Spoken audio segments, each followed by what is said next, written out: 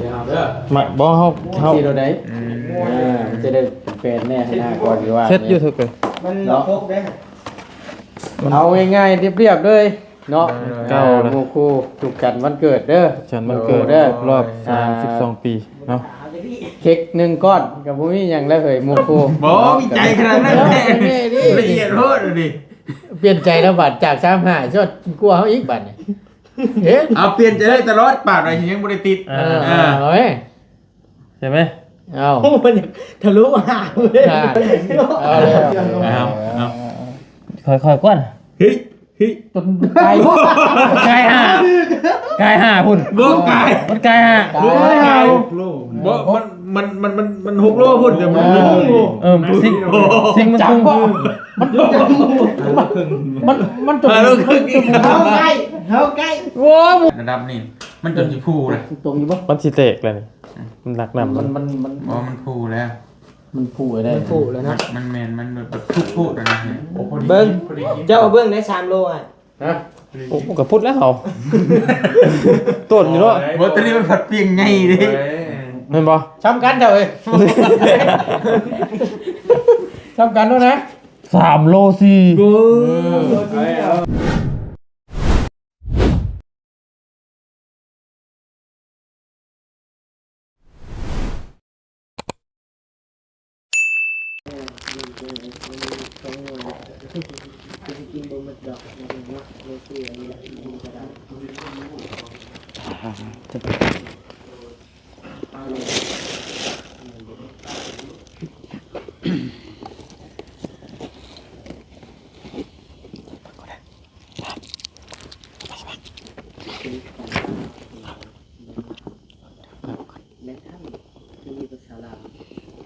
ใช่ครับเก่งพอไปหน่อย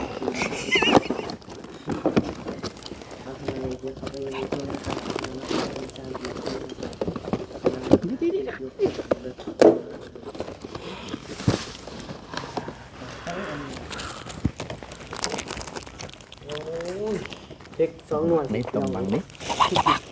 เด็กกล้องยาวคือมืดแท้ มันเมิดกล้องไอ้ล่ะ นี่เขาจะเปิดแค่จะคน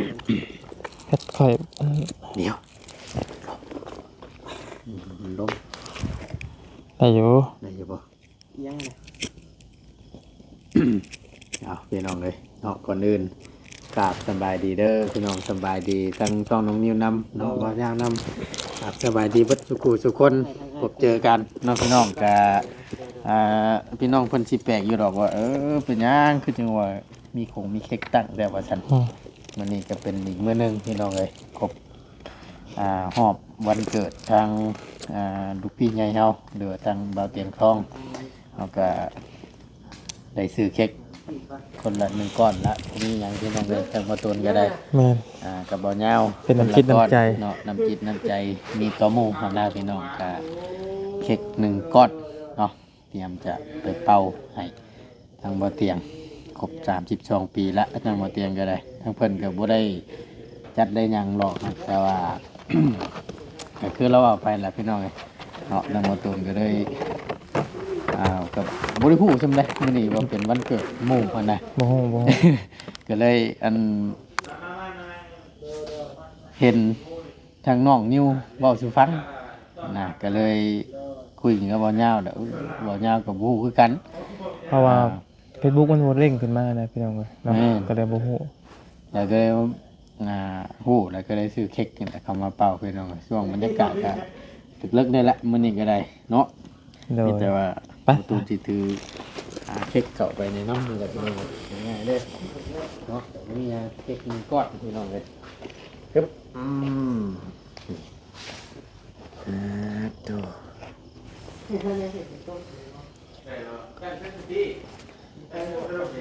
หมดซะเนาะเนาะ ไ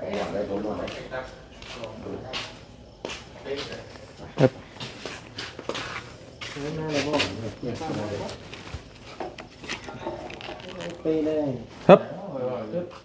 พี่น้องเลย เอ้ย เมลี่ยังไง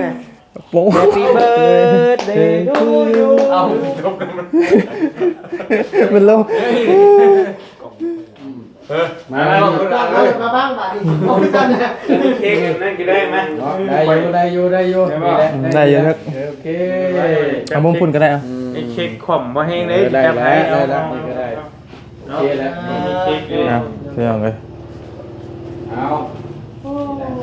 เด้อ มาบ่เฮากินร่างว่าสิร้องเพลงแบบมาตื่นหมู่บัดนี้ ถึงเลยขออนุญาตเด้อขออนุญาตบาดคำเนาะ อ่ะ เค้กมั่วเนาะ ขออนุญาตเด้อเอา หมากเงี้ยเด้อเฮ้ยเนาะบ่แล้วก็ค่อยสิเอาบ่เด้อ ลองใหม่ก่อนเป็นยังไงล่ะ เอาเสร็จแล้วเอาตั้งก่อนเสร็จบาดนี้ เอาออกว่าซั่น เดี๋ยวมาเนี่ยเลย ได้ จังซี่เราได้มันจะได้เป็นแฟนแน่หน้าก่อนสิว่า เช็ดอยู่ทุกเลย มันครบได้ เอาง่ายๆเรียบๆเลยเนาะหมู่คู่ถูกกันวันเกิดเด้อ ฉันมันเกิดรอบ32ปีเนาะ เค้ก1ก้อนกับบ่มีหยังแล้วเฮ้ยหมู่คู่เนาะก็มีแต่เค้กแก่ ไม่ทานก็กูเที่ยงอยู่ เนาะก็ว่าก็บ่เราได้ข่อย เนาะ ก็ไปสนใจนะ บอสเทคนิคกระเทียมสิกินนั่นได้ว่าได้กินเดียนทั้งนี้หน้าก่อนสิว่าเนาะโอเคเอาเว้ยเนาะ มาตุ้ยมา มาถามมาลูกมา เด้อ ได้อยู่ดอกมาหัวกันไปแล้ว แต่เอามีเค้กได้เอา โอ้ยบ่เป็นยังบ่เป็นยังมุกคนใจเด้อมุกคู่เด้อ จัดมันเกิดเด้อเตียงเด้อผู้ ร้องเพลงก่อนร้องเพลงก่อน ขออยู่ดี Birthday to you Happy birthday to you Happy birthday Happy birthday กินแล้วกินแล้ว Happy birthday to you ตัดครบ30จองแล้ว โดย ป้า ตัดแห้ง ว้าวขอบใจหลายๆเด้อยังสกอตบ่นี่ มันบ่มีเทียนบาดนี้ จะได้แล้วน้ำกันนี่แหละ เอาเลยจวดโดดบานนี่โดย อยู่ดีมีแฮง บ่มียังให้เด้อ วิยังไงเด้อปีนี้เด้อ เนาะดีใจละ เค้ก1ก้อนเดี๋ยวลงเลย เอาหมูอ้ายมีเทียนมันถ้าเราบ่มีเทียน เปิดจุดให้แล้วได้จุดให้แล้วนี่ โอ้นึกว่า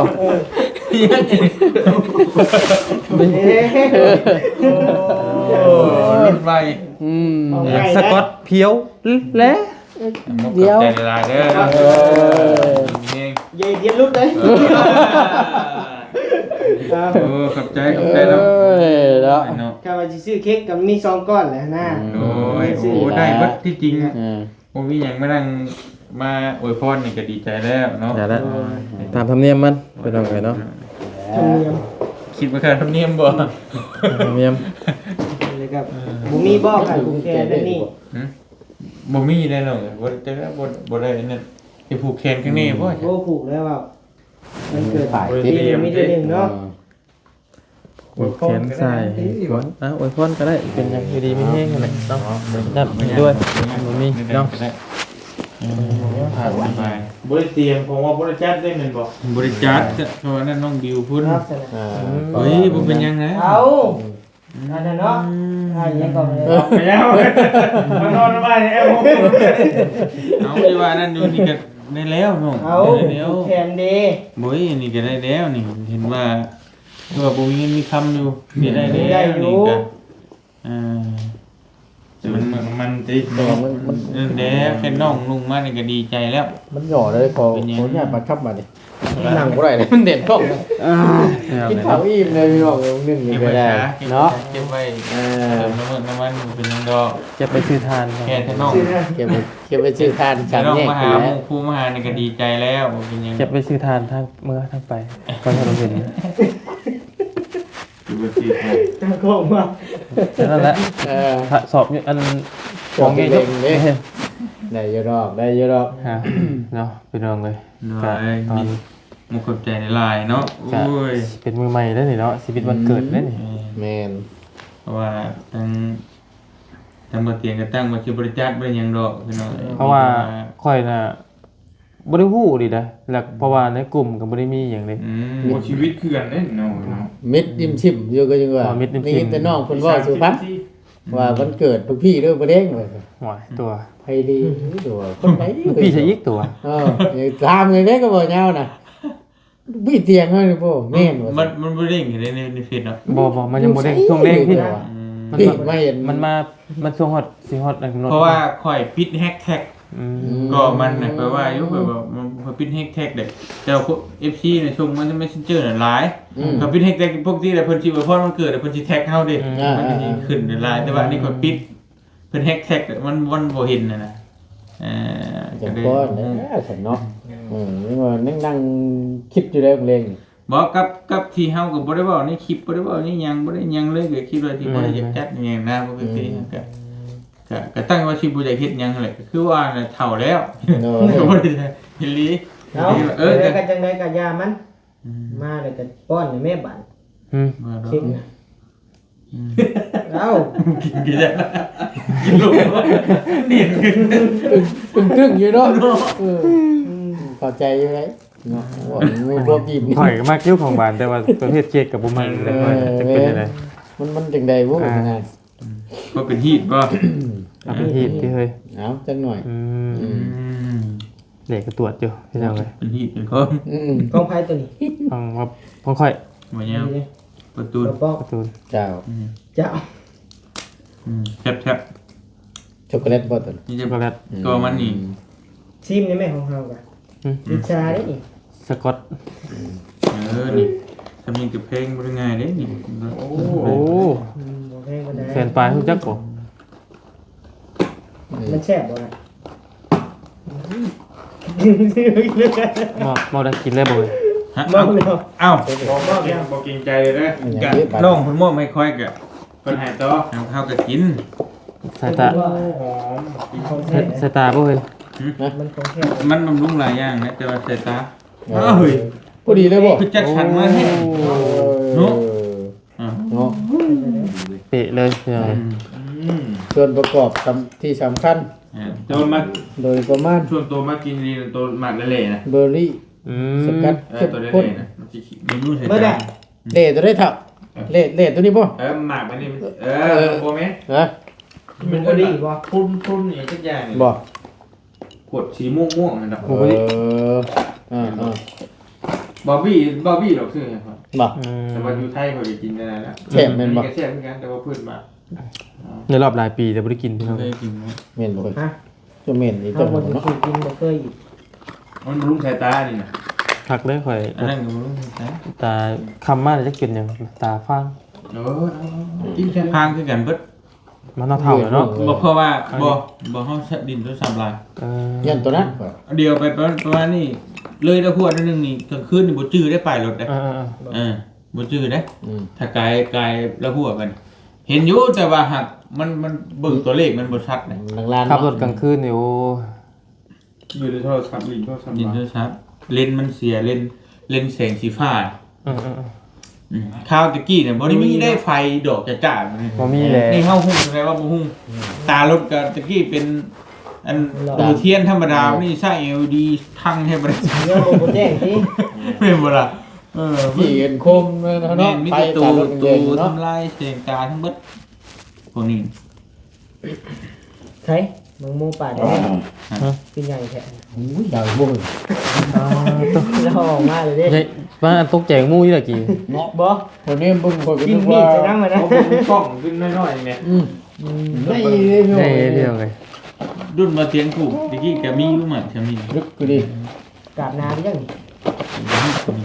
ดู ลองเบิ่ง อ๋อตัวไอ้ซ้ำนี่อยาก15,000น่ะ โอ้โธ่ตะกี้บ่อันนี้65บ่ รุ่นถ้าปลูกอะนะ โลยนะ 15ถ้าปลูกอะเนาะซ้ำนี่เต็มที่นะ แต่คำดื่มดีได้อยู่เช้า เช้า นี่ดิเนาะ ด้วยก้มอันนี้ขักงามได้ตะกี้เนาะ ผมใจดี 30ไปแล้วตอนที่โต ลายโตเลย เดี๋ยวต่อกันเถิด มันเมามาบดสวนมันต้องเฉลี่ยกันสมมติว่ากองตู้กู้ในลายมันลดเช้าถึง10 ล้านก็ว่าแต่ว่าขาดทุนดูมันยังก็ได้เจ้าไปทีเดียวเบิกเอานะ ว่ามันสิได้กำไร แม้สมมติว่าไปเมาบดชวนนี่ตามที่เคยประสบการณ์ผ่านมาสมมติว่าทำมังมู่ในให้หน้าหาให้นี่เขาว่ากันแล้วเท่าไรเบิดจะเสี่ยงได้ถ้าเจ้าบ่เป็นเจ้าก็บ่ได้อีกได้ ลุกขึ้น เราต้องไล่บางเนาะ แม่ ตีราคาไปส่วนแล้ว นี่ เนาะ ราคาเป็นชวนแล้วได้ เมาแบบเมาเลยนะ เมาสวนเลยนะเก็บเอ ต้องเบิ่ง เฮานี่กินเสร็จน้ำป้อนก่อน กินกับผ้าแล้วได้บ่ตุ้ม บ่ค่อยนะ โจ๊กก่อนจะได้หมูสิกินบ่สิปลาให้ กินบ่ตุ้ย เห็นว่าในนี้บ่กินเลย โอ้กินข้าวเลยกินข้าว กินว่า เดี๋ยวจังหน่อยก่อน มันใหญ่แล้วนะ ยังเด็กอยู่ ใส่ก่อนหน่อยนึง โอ้เห็นเลยครับ ขอกินข้าวกินนี่เด้มึงกิน ก็คงมักไปแล้ว มาอีกเลยเอายังมากกับ ว่า ประเภทหวานถ้าออกเนี่ยถ้าน้องหวานๆเนี่ยมักแล้วแหละหวานมักเงาะมักลำไยแตงโมมักม่วงมัก มาแปลว่ามาได้ เค้กนี่ดิ เค้กบ่ปานใดจัดใจเลย หวานเด้วันนี้ หวานประเภทหวาน หวานเด้เปิดมาไกลอยู่เด้วันนี้ แม่นคือ เขาผักช่อง ไก่บ่ ผักช่อง โอ้ หวานเด้พอดีเอ้ย เลยเอา เอาบ่ก่อนสิปลาให้ จะพาคนกว้างกันมีบุญก่อน เราเมียของเรา กินมีบ่ได้ปานนั้นนะ ว่าให้มันย่อยให้มันย่อยก่อนเนาะว่าแล้วก็ แน่นนี่ หน่อยซะ เนาะ โอ้น้ำอยู่นี่จักบาจักโลเลยจักโลจ้ะป่ะ โอ้ถ้ากดนึง มัน3โล นักดีได้เล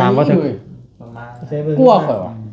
3น่ะ นักเกินอยู่ เห็นข้อก่อนจุดพึ่ง โอ้ยหนึ่งกว่างูเห่ากีฬาเขาเดือง เอานักได้ แข่งได้อยู่4 มันก็จะ4 5 กลัว3น่ะ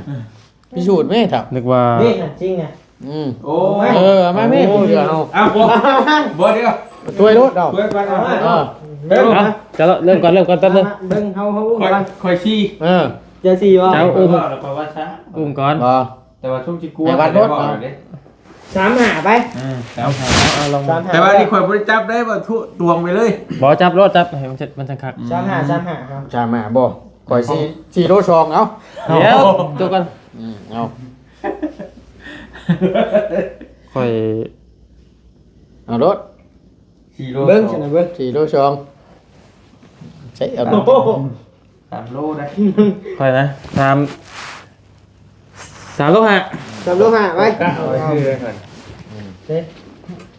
มันเกือบบ่ได้ปานใดเด้เนาะ3โล 3โลหะ 3โลบ่ บริจับทำนั่นนี่ จับบ่จับดู แต่ว่ากะยะได้เว้าเลยอ่ะซี่เฮาได้เว้าเลย ว่าอ่านโอ้มันมียังโง่เนาะ เติบเลยน่ะ มื้อนี้อะไรก็กิน เออ 3 5 4ซองถูกป่ะ 35 35ค่อย 35 4ซอง ที่ชองโอ้กมูกัน โอ้ บ่ว่ายึด โอ้ เฮ็ดได้เอาคลิกตัวแก้มบ่ ฮะ คลิกตัวแก้มบ่ บ่ได้คือ มีแต่เกมอีกเลย เนาะยอมแล้วตัวนี้ อย่านะอย่าเพิ่งนี่ เอารถนะนี่ พันบ่50,000บ่ โอ้ อ้าวอันสิลินเอาได้ให้มันได้ เออ ต้มขนม นั่นแล้ว เอาเลย นี่กินน้ำนี่ก็ได้พูด น้ำ ตุ๊ ตุ๊ ก กนึงเนาะ เดี๋ยวไปเพราะ โอ้ยอันนี้ก็ เห็นว่าตูพุ่งใหญ่กันอ๋อแดงบ่แดงแล้วมันน้ำเปล่าคือมันเป็นเหล้ามันเบียร์ว่าชาตุ๊กมันเอาไปมันนักก็ได้บ่ยังมันเป็นเหล้าเบียร์ ใส่เบิ่งไงเอาให้ บ่มีใจขนาดนั้นแน่ละเอียดโพดดิ เปลี่ยนใจแล้วบัดจาก35ชดกลัวเขาอีกบัดนี่เอ๊ะ เอาเปลี่ยนใจได้ตลอดปากหน่อยยังบ่ได้ติด เอาเอ้ย ใช่ไหม เอา มันทะลุหาเลย เอาแล้วเอาคักๆได้พวกมันทันได้ติดนี่ ขอฮอดได้ โอ้หาไป เอาฮะเอาฮะเอา เอาอยู่คอยอยู่กับเจ้าคอย กลัวเจ้าเลย กลัวแล้ว เอาเมื่อน้ำทำขวดบ่ ฮะ นี่ได้ไหน โอ้เช้ากว่า เอาบอสแต่ว่าที่กินแบบเดียว ก็ได้แต่ว่ากินทีละหน่อยก็ได้แต่ว่าก่อนชิเมื่อนี่ต้องตอนที่ปิดคลิปนี่ ให้เบิดซ้ำก่อน ยังเบิดย้ำขวด บ่ได้บาทเดียวแล้วนะ ฮะบอสจะมูมันบ่ได้มันพุ่งฉี่ ตายเลยเนาะ ไปโทษได้ สองเลยไหม ตะพามเถ่า มันหน่อยนี่ดิกัน สองเลยไหม บอสช้ามแต่ว่าหากต้องได้ไรก็ยากก่อนชิเมื่อนี่ต้องกินเนี่ยเบิด เหยียบจะมานอนเลย โอ้ยชองก็ง่ายโพดเนาะเกือบอดเอาก็ได้แต่ชามนั้นผืนนึง หน่อยนึง ต้องเอาแบบท่าได้นึง เอาน้ำกันน้ำไป บอกหลบ3 กิโลบ่เอ้ย3 ขีดบ่บอกหลบ3 ขีดบ่ แล้วแต่ เอาใส่ลง3 ขวด เห็นเนาะ เบิ่งหาสิเอาเชือกลง ค่อยๆกวน เฮ้ย ต้นไก่ไก่ห่าไก่ห่าพุ่น บ่ไก่ มันไก่ห่า บ่ไก่บ่มัน6โลพุ่นแต่มันสิ่งมันคงมันจม เขาใกล้เขาใกล้ ว้าหมูบอกไก่ไม่ได้เอามือคงสิ่งตะเกียดอยู่เนาะ แล้วบางใดมันก็นักอยู่นะงูน่ะยังว่าอยู่ มันชุดเลยนะ สุดแล้วน่ะแท้จริงมัน 6 โลขอเบิ่งนี่ เอาไว้อีกบ่าย มีชิง เฮาชนะแล้วกินนี่ มีชิงอีกอันนึง ไงเอาต้องเอาตัวดิจิตอลมา บ่มันบ่มาตรฐานกินนี่มันจะไหนมันก็เกินคำว่าทุกคนเลยแล้ว พอจะชิงก่อนนี่ เอา ได้อยู่เนาะ มันก็มาตรฐานซิ่งนะบ่ โลเนาะ จริงหาโล มันเกิน แต่ว่ามันเกิดแล้วน้ำหนักมันน่ะ เบิดบัดนี่ เฮ้ยซิ่ง ซิ่งบัด ดีพอดีเขายังกวนหาโลหานะมันจะเขาลูก เอาบ่ ตัวนี้ เอาบ่ เขาจะ6แล้วค่อยว่า อ้าว เอาบ่ลบ 6S โล6 นึงมาอีกเลย เนาะ โอ้โหบ่ยอมดีเนาะ โลหกเอ็ดกับมายังมีปลายอีกเลยเดี๋ยวนี้เนาะ แล้วมีไปถึงคน ดีเวนมาเฮ็ดบ่าย พ่ออยู่บ่เฮ้ยแล้วกันบาทนี่ มีถึงคนเฮ้ย โอ้ยเนี่ย มีไปตึกจะคนมีไปตึกจะคนเหร โอ้ อย เนี่ยมีสูตรดู ได้ มีสูตรดูใช่จริง นี่ ปาดบ่ อืม เอาปาดจ้ะ ผ่าติดทีละครึ่งเอา เออ เอาเรื่องบุ้ย ปาดบ่ ครึ่งนึงมันสิเท่าไหร่เอา ถังน้ำมันออกเด้ ออกกระยามันออกกระยามัน บอกตีไปขีดนึงไปเพื่อน้ำด้วย เด็กน้อย นี่เด้อปัดเครื่องเด้อ ครึ่งนึง ครึ่งนึงมาแม่ปาดให้มันได้อัน3โลน่ะเบิ่งน่ะ ป่านไม่ได้3โล น้ำเสื่อมบ่ฮอดได้ใช่เนาะ เบิ่งน่ะ นี่คือบ่รู้เลย เป็นถึงแล้วนี่บุ้ย เอาดูนะ พูดตื่นดิ ป้าหมกหมูสุกเฮ้ย งูบุชุก โอ้ทางนี้บ่ชุกนะบ่กล้าให้พนันให้เตะก็ได้ไปคำข่อยเบิ่งลายมันบาดเดียวนี่ แม่นบ่ กล้าพนันรถถ้าว่าบ่แดงเลยนี่เป็นไปบ่ได้แล้วระดับนี้มันจนสิพูเลย ตรงอยู่บ่ มันสิเตกเลยนี่มันหนักหนำ มั มัน น อ๋อมันพูแล้ว มันพูดได้ มันฟูแล้วนะ มันแม่นมันแบบทุกพูดแล้วนะโอ้พอดี เบิ่งเจ้าเบิ่งได้3โลอ่ะ ฮะ โอ้กับพุทธแล้วเขาต้นอยู่เนาะ บ่ตอนนี้มันผัดเปียงไงดิ เห็นบ่ ช้ำกันเจ้าเอ้ยช้ำกันด้วยนะ 3 โล4 กู3บ่ซี่อ่ะ ปั๊บ เจ้าเท่าไหร่ บ่3บ่ซี่อ่ะ 3เบอร์4อ่ะ เจ้าเท่าไหร่ ตัวนี้บ่ บ่เว้ารวม โอ้มันสิช้ำกันได้นี่3โลไป ข่อยหานเนี่ยแป้ง 3โล 3โล4 มันเกินแล้วไม่ไปถึงจะคน บ่ถึงจะโคตร บ่เอา3โล2ไป เอาบ่ถึงจะโคตร 6โอ้7เกือบ7เลยเฮ้ย ช้ำกัน 3โลซี่ 3โล4 มันตกอยู่6โลป่าย7โล เกือบ7 โลผู้ใด 6โลไปบ่ถึงจะโคตร โอ้ยคนโมขาได้พี่น้องเด้อตัวนี้เด้อ บ่ได้กินน้ำกินงูแท้บัดนี้มันได้ผ่าเลย มึงถึงจักคน โอ้จะว่าแม่นยำอยู่ได้เอาผ่าเลยเนาะ นะ ช้ำกันไหน แม่นก็เล่าอยู่เลยเฮ้ย เสียงกันนี่เว้ยปรับรถ เอาไป เอาขึ้นรถบ่เชื่อน่ะ เอาไปไงโอ้ย น่ะรออยู่ อ๋อทำกันเลยบ่นี่ กันเป๊ะ ปันเฮ็ดเอา เดี๋ยว เอานี่ขนมบัดนี่ อย่างนี้ ยังบ่ได้โยม เบิ่งนั่นกัน ขนมปอเปี๊ยะ เบิ่งเอาเมียนดู รถโอ้โลเดียวโลเดียว รถเดียวเพื่อนนี่กัน บ่ฮอดโลซ้ํจัก เอาอีกแล้วเว้ยนะ ครึ่งโลนี่อ่ะ โอ้ย ใส่เบิ่ง โล2ขีด เบิ่งไงเบิ่งก่อนมันบ่ฮอดโลนี่นะ โอ้โหก็ได้เต้บ่ได้ตัวไหน นี่นะโอ้ยมันบ่ฮอด โลครึ่งก่อนนะเอ้ยครึ่งโลก่อนนะ โอ้ยไม่ถึงเลยเนาะ โอ้ อันนี้นะ อ โอ้ยบ่เกิน การนั้นแล้ว บ่เกิน4ขีดหรอกอันนี้ จะชี้อ่ะนี่ฮะ ฮะ นิ้ว สิไปฮอด เราว่าโลนึงโลนึงขีดของใครเอ้ย มีน้ำหนักแค่ไหน500ป่ะน้ำหนัก459 โอ้อยู่บ่ฮอดเนาะ โอ้เนี่ย ไปเฉลยไว้แท้ เนาะไอ้ถ้วยมันก็สิ ว่าจะได้ก็ลืมเจ้าดิจ้ะมาก็คิดว่าเนาะอะไรนะบ่เป็นว่าทีบ่ได้เป็นว่าทีนั่นนะแต่ตามปลาแจ๋วมาให้กิน บ่ บ่ได้ยอมบ่ทีนี่อีบ่แต่ยอมระยะแต่ยอมระยะ เบิ่งนี่ ตัว เบิ่ง ชิงมันอย่างอ่อน เอาตัวนี้ก่อนเดี๋ยว ยังบ่ได้ดอก ครึ่งโลอ่ะ สี่แม่นดีนะ โอ้ยมันหมดเครื่องนี่น่ะชอมหานี่น่ะ เอา ชงเอา ชอมหานี่น่ะ เจ้าดิ สิขีดอ่ะสิขีด เปลี่ยนรถ จากสี่วะกินมันก่อนหนึ่งวะ เอาจังไร หารถน่ะ ชี้ค่อยนะ 38 มีเจ็บ มีไปนี่หน่อยเนาะ ปลายมันเป็นธรรมดาปลายมันไหนแบบวิจัยเลยนะโลกสั่งสา500ครับครึ่งโล สองหาได้เนาะ โมลี่ท้องอ่ะบ่ สองหา กลัวค่อยนี่ 38เนาะ วะเดี๋ยวเราวิจัยก่อนเกินสองหาดอกไฟ 35 เนาะ 35 สังขีด ประมาณนี้ เออ ตัวนี้น่ากลัวหน่อยเนาะ ค่อยชี้ 35ค่อย สองหาป่ะ ถ้า38 38 35 38โล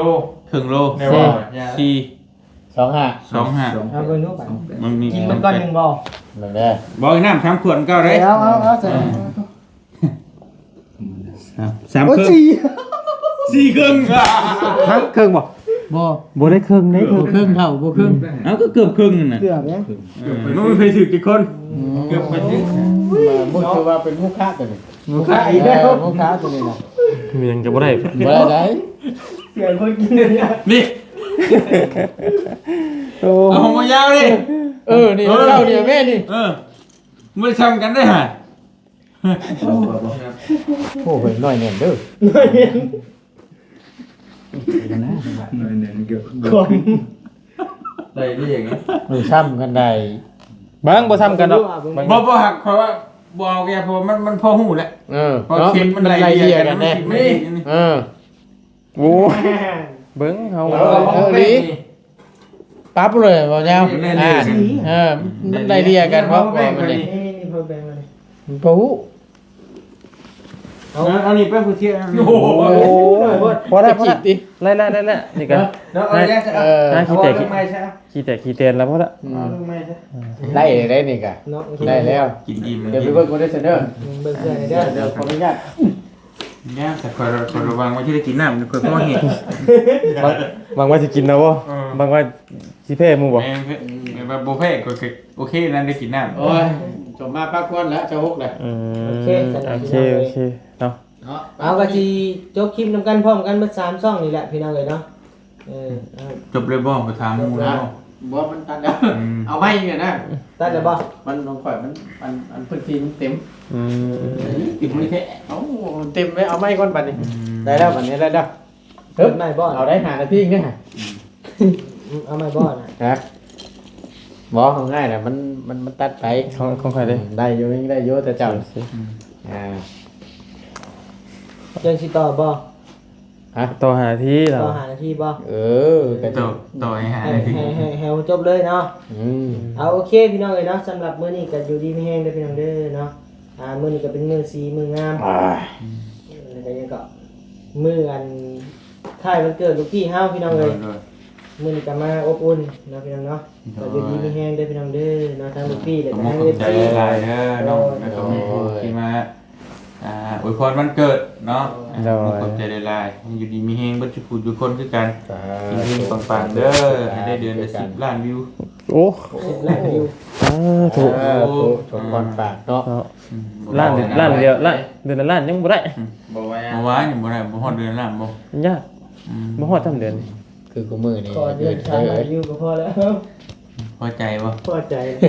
3 ล้านวิวเนี่ยอยู่เนาะดึกน้อง คือเห็นนั่นแหละ เอาโอเคพี่น้องพอกันใหม่เด้อพี่น้องเด้ โดยดีๆแม่เด้อ โอ้ยมีแห้งลำด้วยจ้า ไปเด้อ เฮงเนาะ เด้อ